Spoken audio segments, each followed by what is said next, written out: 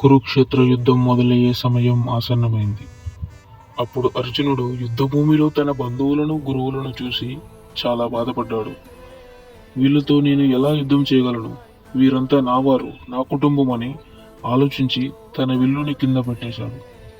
అర్జునుడు నిరాశగా ఉండగా శ్రీకృష్ణుడు అతనికి జీవితం గురించి గొప్ప బోధన చెప్పాడు.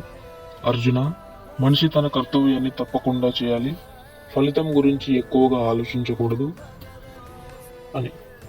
కృష్ణుడు అర్జునుడికి చెప్పాడు ఇలా: నీ పని యుద్ధం చేయడం కాబట్టి ధైర్యంగా నీ కర్తవ్యాన్ని నిర్వర్తించు. ఆ మాటలు విన్న అర్జునుడు మళ్ళీ ధైర్యం తెచ్చుకొని తన కర్తవ్యాన్ని గుర్తు చేసుకొని యుద్ధానికి సిద్ధమయ్యాడు.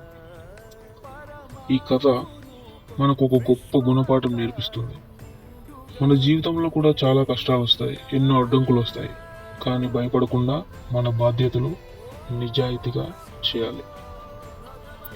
దీనికి మోరల్ ఆఫ్ ద స్టోరీ ఏంటంటే, మన కర్తవ్యం మనం చేయాలి, ఫలితాన్ని ఆశించకూడదు, ఫలితాన్ని దేవుడికే వదిలేసేయాలి.